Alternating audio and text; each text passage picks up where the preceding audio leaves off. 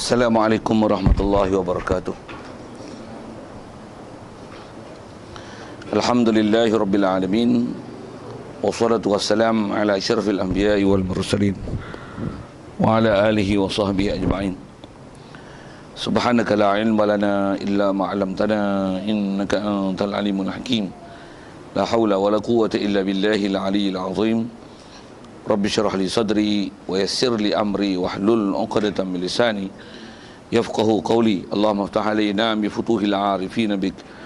Allahumma ja'alna minal ladzina yastami'una al-qawla fayattabi'una ahsana. Allahumma 'allimna mimma jahilna wa anfa'na bima 'allamtana wa zidna ilman nafi'an ya rabbal alamin. Qala Syekh Musannif rahimahullah ta'ala wa nafa'na bihi wa bi ulumihi fid dharain amin.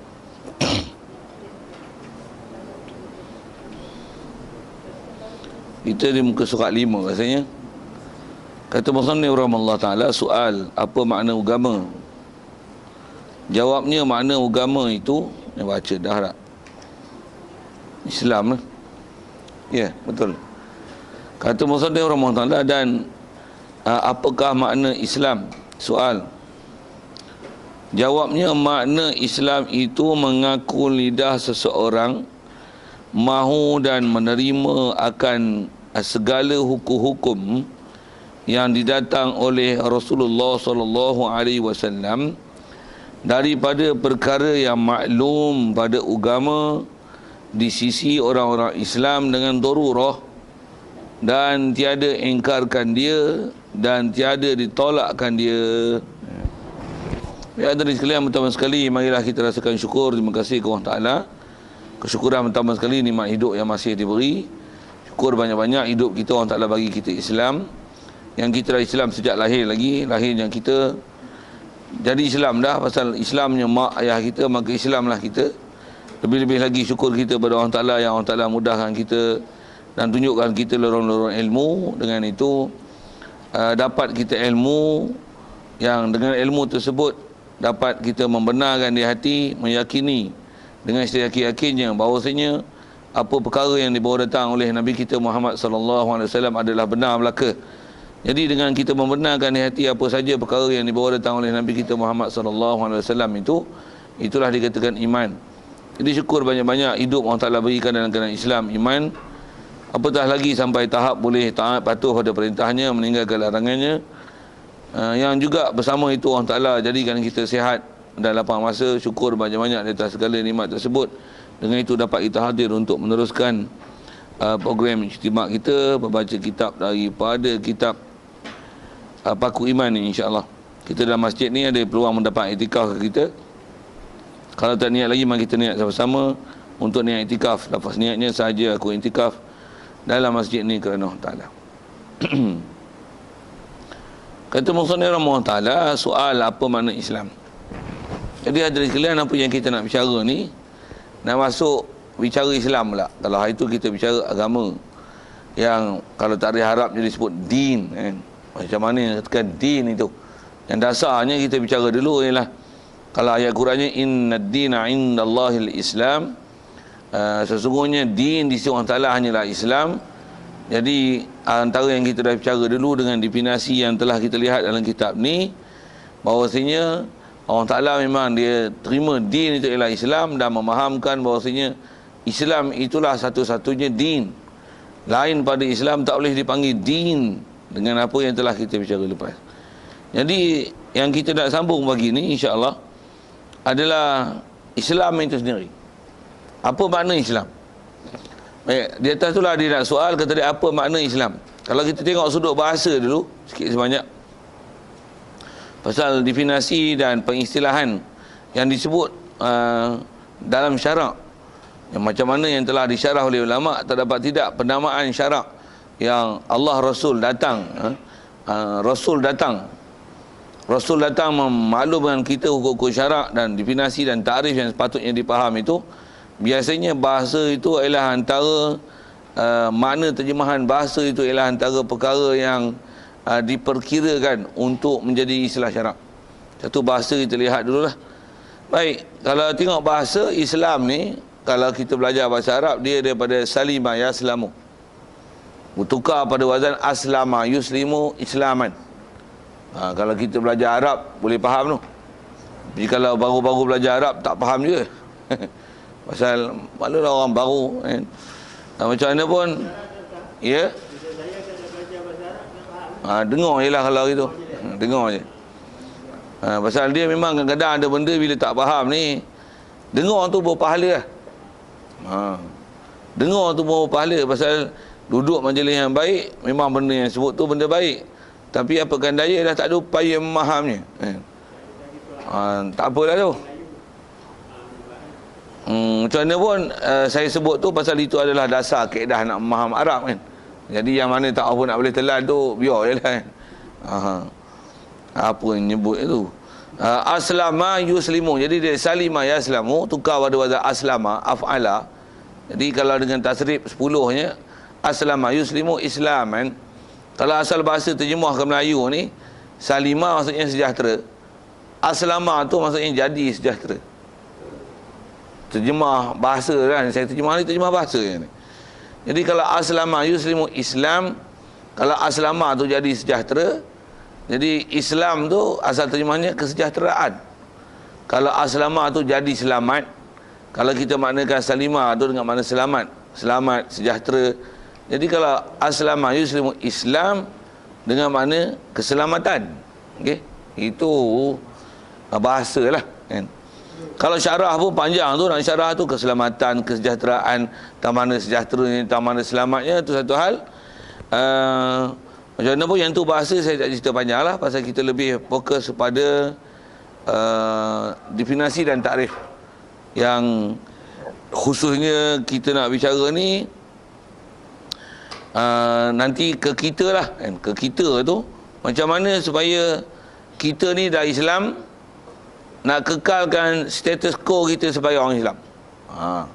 Kalau nisbah orang kafir, dia Islam, macam mana nak jadi Islam? So kita Islam dah, macam mana nak jadi Islam? Sekali lalu juga sebelum masuk apa nak bicara, sedia maklum pada kita orang kafir dia nak masuk Islam mesti dengan mengucap kalimah syahadah. Sedia maklum ni, orang Islam ni kalau tak tahu ni bengong sangat. Pergi bahasa itu. Kita dah Islam sebab mak ayah kita Islam, ataupun salah seorang daripada mereka Islam, maka Islamlah kita. Habis tu kita Islam ni Islam peri. Bila Islam peri ni macam mana nak kekalkan status quo kita sebagai orang Islam? Status quo tu ke asam ko kan, sikitlah lawak-lawak tu gitu. Maksudnya nak kekalkan status yang dah siap beranak-anak jadi Islam tu, supaya terus dan berpanjangan, berkekalan, yang insya-Allah sampai mati kita masih dalam hukum Islam. Dia memang kena lihat tu. Yang tu kita lah, kita. Pasal kita memang beranak-anak Islam dah. Kalau di sebuah orang kafir tu, dia nak masuk Islam, memang kena bicara tentang pengetahuan di Islam, dia bicara tentang dalil, tentang hujah, apa bukti menunjukkan bahawasanya Islam ni betul, yang lain benda tu tak betul. Untuk dia nak iktiraf tu dia makan masa. Kita ni tak ada masa-masa apa pun, beranak-anak jadi Islam lah. Cuma yang saya sebut tadi, macam mana nak kekalkan tu, yang tu akan datang. Macam mana pun ada hukum yang kita dah bicara dulu, yang kata nisbah kita kekalkan diri kita dalam keadaan Islam tu wajib. Pasal kita dah dapat nasib baik Islam tu, yang kita kena jaga dan pelihara adalah kekalkan nikmat Islam tersebut, supaya kita mati dalam keadaan Islam, barulah kita selamat dunia akhirat. Baik, dengan itu kita nak faham takrif. Baik, kalau gitu apa makna Islam? Ada beberapa perkara kena fokus dalam takrif dia. Pertama, kata dia, makna Islam itu mengaku lidah. Nak jadi Islam ni mengaku lidah. Faham lidah ni lidah seseorang lah. Jadi faham seseorang tu sama ada Islam ataupun kafir. Prinsip Islam untuk nama Islam ni, dia adalah mesti mengaku lidah. Bahasa lain mengaku lidah ni apa? Dia mestilah pengiktirafan zahir. Kalau Arabnya dipanggil iqrarun bil lisan, itu bahasa Arabnya lah. Mesti ada ikrar, mengaku, mengiktiraf dengan lidah dia. Dan bila sebut lidah dia lah kata zahir, yang kita boleh dengar pertuturan percakapan dia. Baik, jadi dia mestilah mengaku lidah. mahu, jadi lidah dia nak kata apa? Lidah dia mahu dan menerima akan segala hukum-hukum yang didatang oleh Rasulullah sallallahu alaihi wasallam. Dia mesti, lidah dia tu nak dan terima. Kalau disebut orang kafir, iktiraf. Dia ikrar lah, syahadah tu ikrar lah. Bersaksi tu, pasal itu lafaz yang tak dapat tidak atas sebut ulama. Asyhadu tu perlu dihadirkan. Kalau disebut orang kafir, apa yang kita bicara ni, jadi untuk jadi Islam tak mana? Mulut mesti sebut, dan disebut tu faham kita memanglah kalimah syahadah kalau orang kafir. Dan dia syahadah tu menunjukkan pengiktirafan apa, dia nak mengaku apa, dia nak apa. Dia nak, kalau kalimah syahadah tu faham tu bab ketuhanan, bab Rasul. Yang umumnya bahasa mudah pada bab ketuhanan dan Rasul tu ialah apa? Apa saja yang dibawa datang oleh Nabi kita Muhammad sallallahu alaihi wasallam diterima. Pasal Tuhan kita Allah, siapa yang khabar? Rasulullah lah khabar. Nah, segala maklumat yang datang yang Rasulullah kata, ni firman Allah Ta'ala, ni larangan Allah Ta'ala, ni wahyu dia, Jibril datang, semua datang melalui dia. Jadi benar tak benar, terima tak terima kita bergantung atas dia. Benar dia, benarlah dia. Salah dia, salahlah dia. Pasal itu sumbernya. Pasal tu kalau ringkaskan kalimah syahadah tu memang pertama mengaku kepada Allah Ta'ala. Yang kedua, mengiktiraf Rasulullah adalah utusan Allah Ta'ala. Kalau tengok dua-dua perkara tu, paling besarnya tang mana? Tang Rasul tu. Pasal apa? Kita boleh faham kepada Allah Ta'ala melalui siapa? Rasul. Tu. Satu atas sebut mudah yang sebut ulama. Untuk nama Islam juga ke depan nanti insya-Allah kita belajar bab iman. Kalau nisbah syahadah memang kalimah syahadah warid syarak peraturan dia macam tu. Tapi kalau tengok antara kalimah syahadah tu, dia benda besar dia tentang apa yang Rasulullah khabar. Satulah dia mesti terima, mengiktiraf apa saja yang Rasulullah bawa. Pasal mengakui Muhammad Rasulullah, maksudnya menerima perutusan dia, mengakui bahawasanya dia adalah utusan Allah Ta'ala, dan mengakui dan menerima jugalah apa saja yang dikhabar. Apa saja, ke bahasa dia mudah, apa saja. Akidah ke, bab syariat ke, bab fiqah lah kalau sebut syariat tu, bab muamalat ke, munakahat ke, jinayat ke, dengan bahasanya apa saja. Bab dunia ke, bab akhirat ke, apa saja. Saja nak cekoh dengan tu sikit. Nak menunjukkan apa? Benda besar kita nak fokus tu betul. Jangan digunakan bahasa ni apa saja apa? Segala hukum-hukum. Hukum mana? Hukum yang didatang oleh Rasulullah sallallahu alaihi wasallam. Jadi kalau nisbah orang kafir itu sudah semestinya yang Rasulullah datang, dia bawa, dia bawa apa? Antara dia dakwah pada orang kafir, kata dia qulu la ilaha illallah tuflihu. Kamu katalah la ilaha illallah, kamu berjaya. Wa anni Rasulullah. Jadi yang suruh mengaku Allah Ta'ala itu sebagai Tuhan siapa? Rasulullah lah. Tu nak fokus itu. Nak fokus itu. Jadi menerima segala hukum yang didatang oleh Rasulullah sallallahu alaihi wasallam. Baik, yang tu dekat orang kafir. Tengok ke kita pula. Pasal mestilah mengaku lidah, mahu dan terima segala hukum yang Rasulullah bawa. Kalau ke kita macam mana? Mestilah mahu dan menerima apa saja perkara yang dibawa datang dari Rasulullah. Tu kalau kita besarkan sikit skop dia, macam mana ada kita bicara din itu, yang dibawa Rasulullah ni apa benda? Macam-macam lah. Macam-macam tu apa? Ada akidah, ibadat, muamalat, munakahat, jinayat. Kalau fiqah sebut itulah. Begitu juga perkara-perkara yang istilahnya tasawuf. Tu yang bahasanya umumnya apa saja, cuma kita sebut pengkategorian tu akidah, ibadat, muamalat, munakahat berdasarkan apa yang ulama dah agih kan, dan grup kan, apa lagi kategori kan, apa lagi bahasa-bahasa modennya, analisis kan, asing-asing kan, hincir-hincir kan, tauzik kan, tu Arab sikit. Dah di blok-blok kan, dah di partition kan, bahasa orang putih, ikut bahasa komputer lah sikit kan. Apa dia ni. Kaedah dia apa? Apa saja Rasulullah cerita mengenai terima. Kalau katalah sekalipun hukum tu kita tak setuju, hukum tak setuju, tapi tanya nak, Rasulullah memang khabar gitu ke? Itu hukum Islam macam tu ke? Walaupun selera kita tak terima, kena terima. Iktiraf. Mahu. Kau tak buat lain hal, tak buat lain hal. Tapi lidah mengaku dan sepah perasaan mahu, yang tu nanti dalam hati membenarkan di hati, satu iman. Lidah ikrar bil lisan itu Islam. Tuan kafir mengucap kalimah syahadah, Islam. Iman dia macam mana? Iman dalam hati nanti sambung, next change. Coming soon. Kita cerita Islam dulu ni. Jadi apa saja Rasulullah bawa mesti terima. Satu dia untuk kelahi-kelahi itu, masalah isu hudud lah, apalah, tutup aurat lah, nak kata riba ni haram tak haram lah, apa lagi bab-bab tu, bab judi, bab arak. Kalau Malaysia selalu nak musim pilihan raya ke, kalau tak pilihan raya pun, kalau kelahi bab-bab politik ni, situ lah tempat dia. Yang kita nak perhati, yang kita nak lihat dari sudut atau kacamata agama kita, yang ni bermasalah, pahaman macam ni bermasalah ataupun tidak. Sini ni. Jadi kalau katalah dia bohbi UMNO lah, UMNO Barisan Nasional, kena sebut lah tu.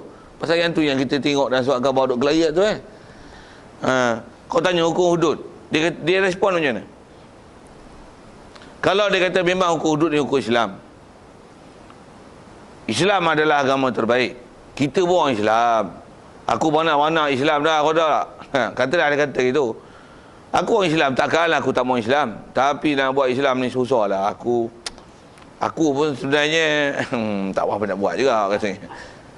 Kalau dia mengaku gitu tu, maksudnya dia mengaku dia malas. Dia bukan tolak, dia mengaku iktiraf Islam ni bagus, hukum Ta'ala mestilah terbaik, he's the creator. So hukum dia lah yang kita pakai, dia yang buat alam ni. Kalau akidah dia cantik macam tu, dari si Islam masih status Islam dia kekal. Cuma di atas dia tak beramal tu macam orang tak semayang lah. Semayang tak? Tak semayang. Wajib lah. Weh, semayang wajib. Weh, tak semayang berdosa, masuk neraka katanya. Iktiraf tu bagus, betul lah tu, mana cuma hukum tu tak semayang apa apa. Dah main malas ni, nafsu naik kepala katanya. Malas juga, naik tidur ngantuk lah, kerja cari dunia ni, lebuh kata dia semayang. Tapi semayang memang wajib, mana boleh nafi kafir. Tu akidah bagus tu. Tak mana tu? Ikrar lidah, menerima Islam. Apa yang Rasulullah bawa dia tak pernah mangkang. Kalau tanya dia ni apa pakai seluar pendek ni, pakai singlet di depan orang ramai ni, kafir ke? Kau cakap baik sikit aku Islam kan? Aku pakai macam ni pun aku tahulah benda yang wajib. Yang ni memanglah berdosa, salah lah, aku tahulah salah. Masih Islam. Pasal apa? Dengar cuaca saya sebut ayat dia tu. Pasal apa jadi Islam ni? Masih terima hukum, dia pun mengaku dia salah ni. Yang jadi masalah ni kalau kita faham dengan tarikh apa? Jangan bangkang, jangan tolak, jangan nafi, jangan tidakkan, ataupun apatah lagi bahasanya perolokkan, persendakan, main-mainkan. Tu kacau. Kita apa pergi semayang kan elok kan? Ulang alik di masjid, aku tengok berapa puluh tahun tak senang-senang pun, aku tak semayang pun senang pada engkau. Why itu lain tu, lain bunyi tu. Itu macam tak apa iktiraf tu, macam nak peleceh orang semayang tu. Kau tak semayang tu satu hal, tapi kau peleceh. Peleceh ni, takut masalah ni. Apa azan kuat-kuat? Orang nak tidur pun susah, ganggu. Tengok dia berbahasa apa? Macam anjing nak berjalak. Azan berbuah anjing ni kacau. Cina pun tak berani cakap itu. Ni orang Islam cakap itu, masalah. Okey, yang tu yang kita nak tengok. Yang dia nak kata Islam ni mesti mengaku lidah, lagi boleh menerima. Dan menerima apa bahan ni? Menerima lidah kan? Lidah dia tu, dia tak pernah cakap apa-apa yang istilahnya tolak, bangkang, nafi, menolak, mempersenda, memperolok. Segala hukum yang dibawa datang oleh Rasulullah sallallahu alaihi wasallam. Baik. Kemudian ayat sambung dia, perkara yang dibawa datang oleh Rasulullah ni fokus besar dia untuk kekalkan status Islam apa dia? Daripada perkara yang maklum pada agama. Benda tu ialah benda maklum pada agama. Maklum pun maklum di sisi orang Islam. Maklum dengan darurah. Bahasa Arab sikit tu. Maklum dengan darurah. Darurah di sini ada, hari tu pun kita jumpa. Ada wajib daruri, wajib nazari. Mana apa daruri itu? Oh, lupa dah pelajaran. Cuti pula sekejap. 2 minggu sekali. Oh, tinggal lupa lah mana daruri. Ada wajib daruri itu kan. Wajib daruri, mustahil pun ada, mustahil daruri. Lawan dia siapa? Nazari. Apa daruri? Mudah. Jadi perkara besar yang hendaklah difokus, mesti diiktiraf, diakui, diikrar, diterima. Jangan bangkang tolak. Perkara yang Rasulullah bawa khususnya daripada perkara yang maklum pada agama, benda tu ialah common knowledge in our religions. Sikit orang putih itulah kan. Di pasal disebut maklum dalam agama tu benda tu. Something that is common knowledge. Benda yang pengetahuan yang biasalah. Common knowledge among the Muslims. Semua boleh kata common knowledge among the Muslims. Orang Islam, bodoh-bodoh orang Islam pun tahu. Common knowledge pula dengan darurah, maksudnya dengan mudah. Simply known among the Muslim tentang perkara yang Rasulullah bawa tu. Simply known. Simply known, taklah perlu pergi pondok baru tahu. Tak. Kalau mencuri potong tangan ni kena ngaji pondok dulu ke tahu? Tak payah tak? Betul ke? Dengar saya sebut, Cina pun tahu. Kalau hukum Islam potong, you curi potong tangan tu.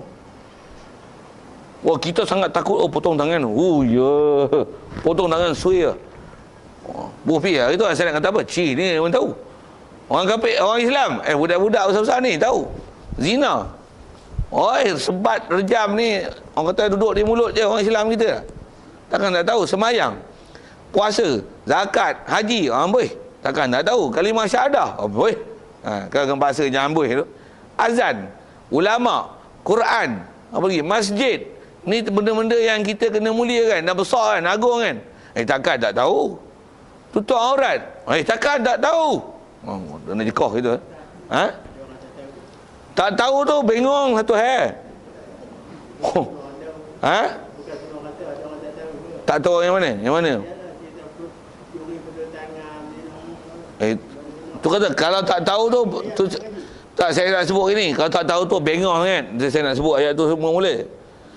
Kalau saya kata bengong sangat pasal apa? Kalau ikut dia termasuk dalam senarai perkara yang maklum fiddin bid darurah. Tu Arabnya lah, maklum fiddin bid darurah. Dia lah benda yang common knowledge, yang simply known among the Muslims. Kalau ikut tu saya kata orang kafir tahu. Semayang 5 waktu ada tak orang Islam tak tahu?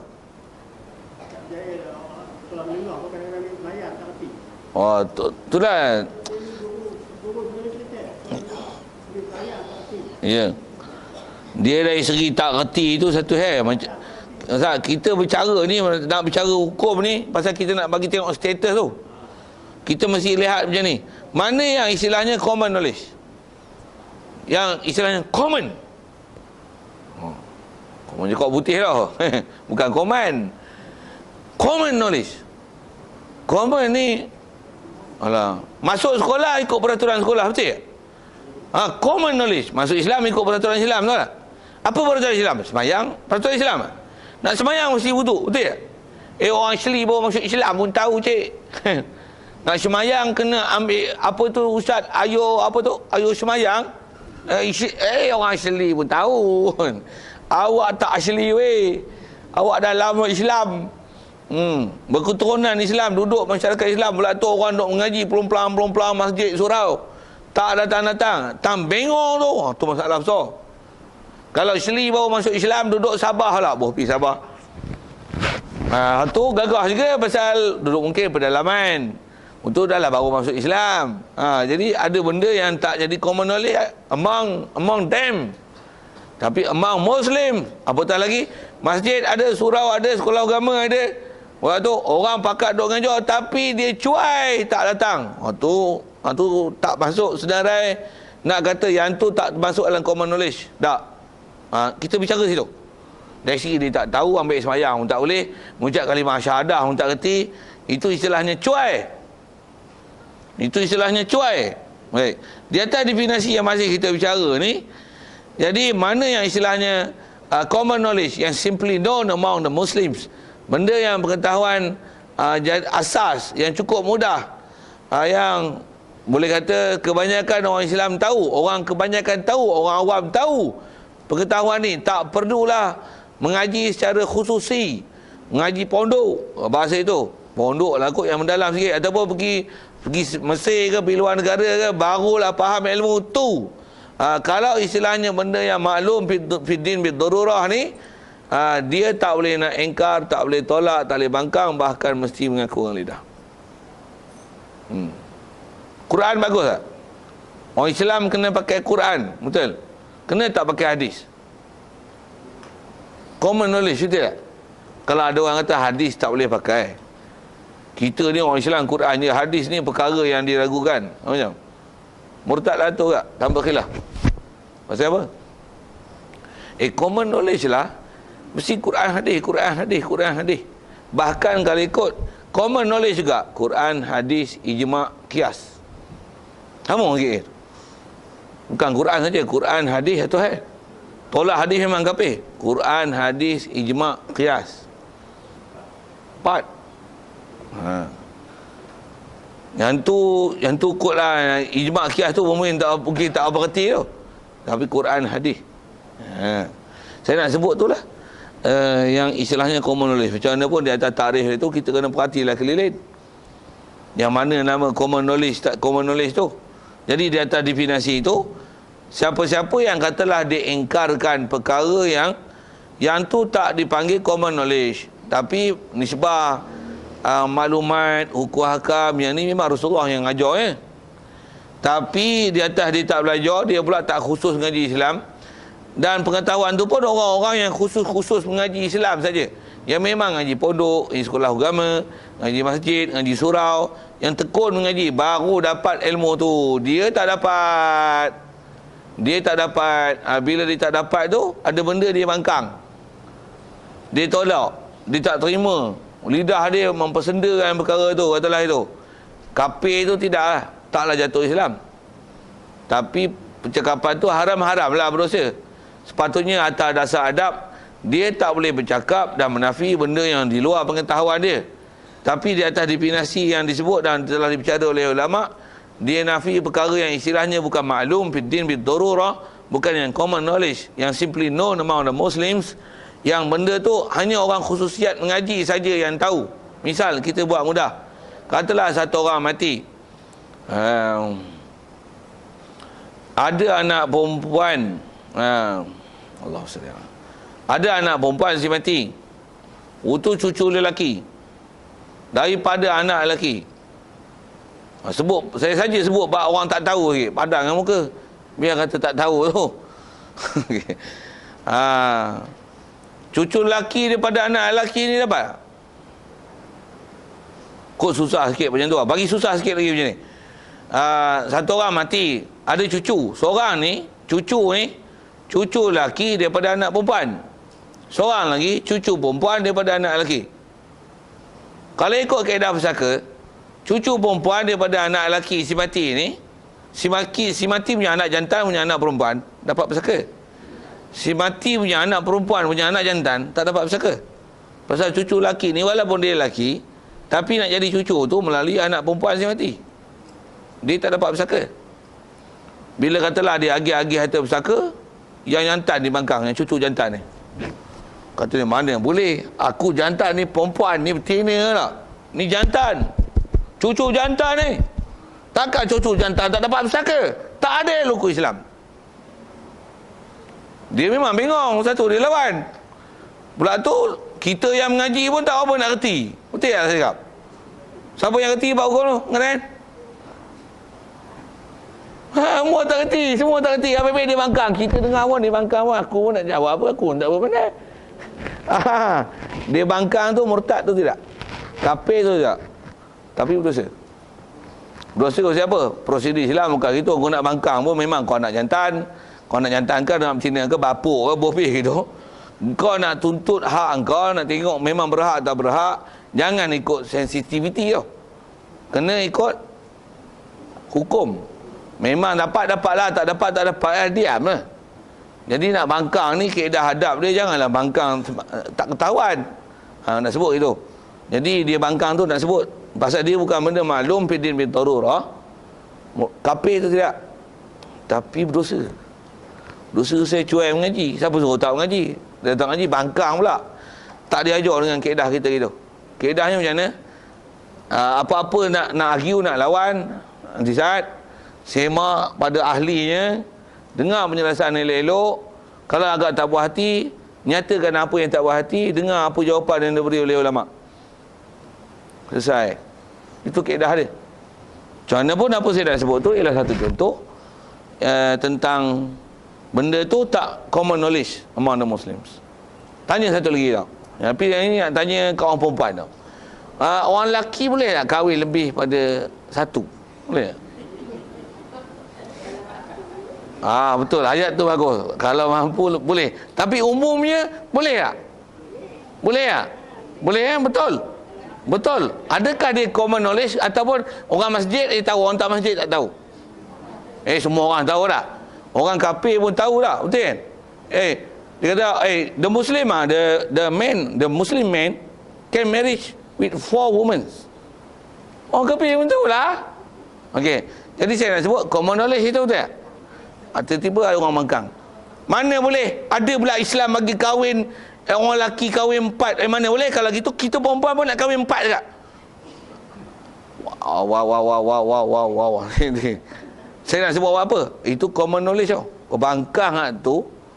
Tambah pula kau nak bagi boleh kau yang perempuan nak bagi kau boleh kahwin 4, ada laki 4 orang.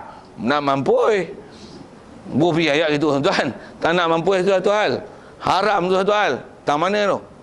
Main kepala otak buat hukum diri, bangkang hukum Islam. Tambah pula Allah Ta'ala tak adil.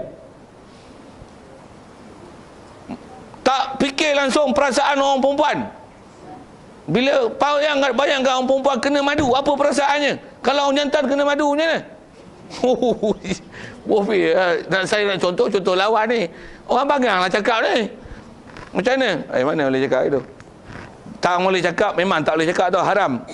Soal, murtad. Murtad tak murtad tu kita bicara tu. Adakah, is it common knowledge among the Muslims? Yes. So, syahadah lain. Tarik balik jangan kau syahadah lain. Syahadah lain tarik balik apa kau cakap. Pasal salah tu. Satu masih lagi bab tu. Saya ngaji, tok guru pesan nak tu. Khususnya tentang orang perempuan lah, katalah suami memang orang baik. Pendapatan pun mampu, tu dia kahwin pun dengan orang baik kan. Orang perempuan kita faham lah, orang perempuan mestilah ada sensitivity situ kan. Maklum lah selalu kalau dia duduk rumah isteri, seorang je isteri, apa-apa pun balik rumah dia. Yang ni kita paksa gilir kan. Jadi ada hari sunyi, ada hari tak sunyi pula.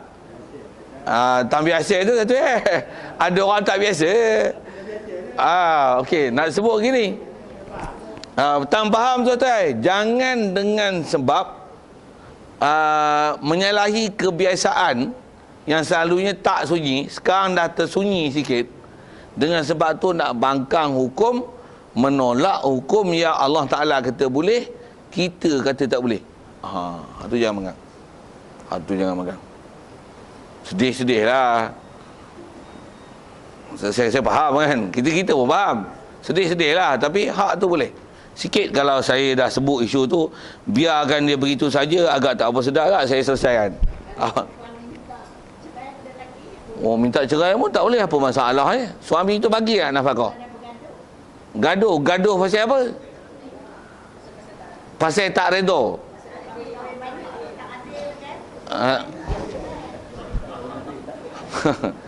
Yang tu yang kena faham syarat. Bagus. Macam mana soalan tu bagus. Pasal dengar elok. Wanita hanya ada kebenaran dan kelulusan untuk boleh minta cerai Jika suami telah cuai melaksanakan tanggungjawab, dia tak bagi nafkah, dia tak bagi gilir, nasihat dia dulu, abang akhirat esok kalau macam ni, jalan menyengit ini. Pasal apa? Umar bini muda 3 hari, umar bini tua sehari. Yang ni sebulan. Main kita main jenguk muka je. Abang berjalan esok bukan berjengik ini. Macam ni. Tak, memang dalam hadis sebut itu. Jadi silakanlah abang. Kalau abang nak teruskan macam tu, saya ada hak. Pasal yang tu hak saya. Abang kalau tak apa-apa dengan saya pun, abang mesti bermalam di rumah saya. Itu hak saya. Abang memang suami, abang ada kuasa besar dari segi nak kahwin. Tapi saya ada hak kuasa gilir. Abang kena bagi gilir saya. Yang tu kena kabur. Bila nak sebut apa? Bila dia tak sempurna kan tu, lapor pejabat agama, suami telah berlaku zalim dari segi tak memberi adil. Pejabat agama settle lah. Nasihat. Jadi kalau ada apa-apa kecuaian suami tak melaksanakan perintah Allah Ta'ala boleh. Bergaduh tu pasal awak kahwin tak kabur saya pun, mana boleh. Saya tak setuju, yang ni tak boleh jadi madu saya. Saya nak madu yang saya pilih, barulah boleh. Ni abang kahwin dah tak kabur, anak 5 dah baru saya tahu. Abang salam. Katalah gitu kan, drama selalu yang TV gitu. Saya gaya kan je. Macam tu boleh? Tak boleh. Pasal hak dia sebab kahwin. Lagipun dia dah kahwin, anak 5 lah dengan awak tu. Yang ni 10 kan, anak 5. Selama ni pun pasal tak tahu, tak ada masalah pun. Bila tahu masalah, jadi sebenarnya tak ada masalah lah. Pasal apa timbul masalah pula? Sikit saya nak sebut itu. Jadi asal tanya soalan tadi, adakah boleh minta hajarat? Boleh minta jika suami memang telah cuai kan tanggungjawab dia, nafkah gilir. Begitu juga nafkah tu sama ada ke isteri sendiri ataupun nafkah pada anak, yang anak tu anak dia, ben pun ben dia. Tapi dia tak peduli dah, dia kata maknya dia bayar duit aku, enjoy. Dari segi hak boleh minta pasal itu. Kalau nisbah cerai pun nisbah minta, boleh minta pasal minta macam mana suami tak bagi nafkah ataupun suami dera. Balik rumah isteri tua, sepaknya pong dia bagi. Sepak pun tak ada pasal. Tak ada pasal sepak salah. Dan sepak pun sepak muka sampai heruk-heruk macam tu. Tak stroke pun jadi macam stroke. Mesti lah gelak-gelak sikit tu kan. Salah. Yang tu ada hak. Tapi atas semata-mata berkahwin, I tak rela di madu bang, cerai dengan I, hantar balik I rumah bapak I. Tu tak boleh. Tu tak boleh. Jadi rasanya saya jawab soalan tu. Jadi kalau boleh tu, yang mana yang memang syarat kata boleh ya. Okey. Saya pun sikit kalau saya kata ni, saya nak redakan tu pasal saya sebut tu tadi, dia jadi ledakan, nanti meletup pula. Okey. Pasal saya ngaji tok guru dia ajar gitu. Ni nak sebut. Memanglah orang perempuan ni bila di madu memang biasanya baik macam mana pun orang perempuan payah pun terima untuk di madu. Adalah orang perempuan yang sanggup di madu, kadang-kadang dia yang cari kan, dia yang cadang bagi suggestion kat suami dia supaya di madu kan. Abang perempuan tu bagus kan, saya suka sangat dengan dia, sembang pun best bang, saya pun macam ni. Abang kahwinlah dengan dia bang. Abang pula sat keluar sana, sat keluar sini, sunyi. Saya takut dah tu, anak nak hantar sekolah, awak naik motor tak pandai katanya, apatah lagi naik kereta. Jadi susah nak cari orang bang. Abang kahwin dengan dia, saya ada madu, saya ada geng. Yang ni geng ni boleh bawa kereta, boleh bawa motor, boleh hantar anak ke sekolah. Yang ni pandai masak bang. Yang ni pun abang kahwin, yang ni pun abang kahwin. Yang ni pula duit banyak abang. Dia pula memang pemurah haknya. Biar semua tu join, kita bina satu keluarga bahagia. Katalah ada isteri gitu, nak cari yang tu memang payah lah. Memang payah lah. Macam mana pun asal saya nak sebut ialah memang orang perempuan ni, saya nak guna bahasa tu betul tak betul satu hal, tapi rata-rata dah tengok dia baik macam mana pun, suami pun baik. Suami ni pula memang tunai tanggungjawab, memang dia mampu. Kahwin je seorang lagi, memang selalunya dia kelahi lah dengan perasaan dia untuk diterima kenyataan tu. Okey, dengar saya sebut. Pasal saya ingat haji, pasal Tok Guru ajar, dia kata kalau kelahi, ini ubat penawar dia. Pasal Tok Guru ajar kan. Apa dia? Katalah kita ni anak sulung, mak bapak kita Anak sulung.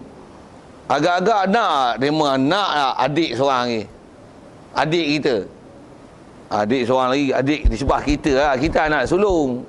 Agak-agak mak kita nak anak lagi lah. Bapa nak anak lagi lah. Tentulah nak kan. Soal, kita anak sulung.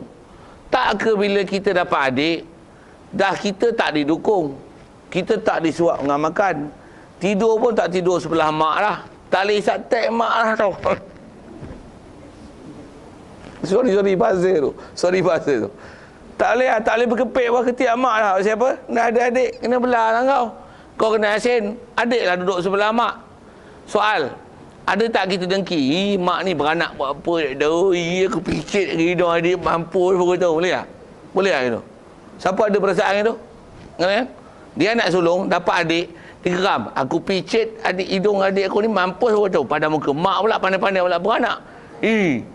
Ada tak orang macam tu? Ada tak? Ha? Ada. Nak mampus apa? Ngubur gitu. Apa perasaan? Biar dapat adik. Itu kan? Itu kan? Dapat kawan. Untuk tak tidur sebelah mak, ada bersyur lah. Kan tidur sebelah mak. Adik lah pula menyusul dengan mak. Duduk sebelah mak lah. Untuk tak kena dukung. Berat dah pun. Mak dah dukung batas tangan. Dapat adik best tak? Bestnya adik pula tu. Awak lelaki nak adik perempuan. Dapat adik perempuan. Mak tak payah bagi mandi, kita yang bagi mandi, kita yang ngasuh, kita tukar pampers. Keseronok kan? Macam tu lah sepatutnya madu. Dengarlah saya cakap. Dengar saya cakap dulu. Saya kata Tok Guru ajar. Dengar. Pasal apa? Dengar pasal apa tu? Kan dulu seorang, sekarang dah ada member. Pula tu dulu, kalau dulu boleh berkawan cara orang asing, sekarang suami kahwin berkawan cara madu. Nampak? Dia ada pertambatan tau, ada kaitan tau. Jadi tau, dulu basuh kain awak, masak awak, ngasuh anak awak, ngembang rumah awak, semua awak kan. Awak tu kita lah orang perempuan lah ni. Bila madu macam ni, boleh agih-agih. Basuh kain tau, awak masak sedap, akak lah masak. Saya basuh. Yang ni je, basuh kain. Kawan ni demam pula, suami tak ada. Orang ni lah, tak apa, rehat. Kakak ada, kau je. Itu dua orang, kalau tiga macam ni. Macam adik-adik tiga orang. Saya nak sebut prinsip nak bagi kedai tu, penawar. Tak nak ambil ubat tu punya pasal lah. Duk berkira pula, ustaz sembang sedang. Saya bukan cerita itu. Saya nak cerita kaedah nak bagi penawar. TikTok memang suami kahwin pun, nak buat apa? Itulah penawar. Sepatutnya macam ni. Betul juga. Selalu susah. Selalu macam ni. Katalah suami pula kata macam ni. Minta maaf kalau saya sebut lah. Suami pula, kalau orang perempuan maya haid, penin. Maksud apa? Suami penin. Minta maaf saya sebut tu. Orang tak faham lah. Demo ni ada separuh tak faham ni. Suami penin. Bini pun penin juga. Siapa? Tengok suami penin. Untuk buat macam ni. Alah abang, kesian tengok abang ni. Abang kahwinlah seorang lagi. Senang. Ayah pun, haid pula bukan 3 hari. 13 hari. Suami itu miss 2 hari pun penin. Tambah miss 13 hari. Macam? Lagi penin. Macam? Tumpul lah. Itu macam mana? Lepas tu kederat kuat. Suami lah. Isteri pula dengan mengah, dengan lelah, dengan semput. Tak mari haid pun. Alah bang, tak larat lah ni. Macam? Soal. Jawab. Buat macam ni. Apa yang selesai? Yelah suami. Abang. Macam ni lah abang. Saya pun dah tak larat abang. Tengok abang pun sihat. Orang pun mampu. Selesai. Saya pun tak adalah gaduh hari-hari dengan nak melayan abang. Adalah hari rehat saya. Boleh?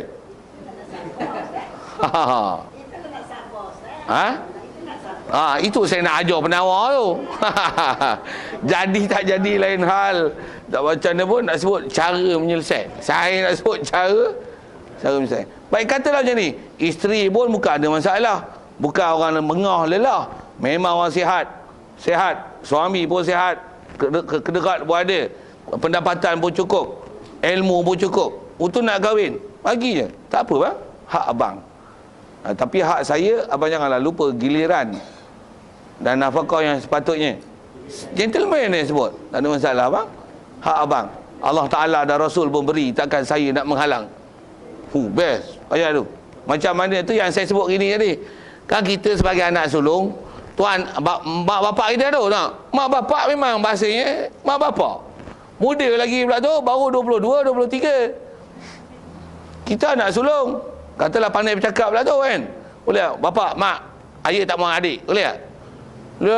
Masih teng-teng-teng lagi kan. Betul tak? Mak ikat perut. Makan perancang. Saya tak mahu adik. Boleh tak itu?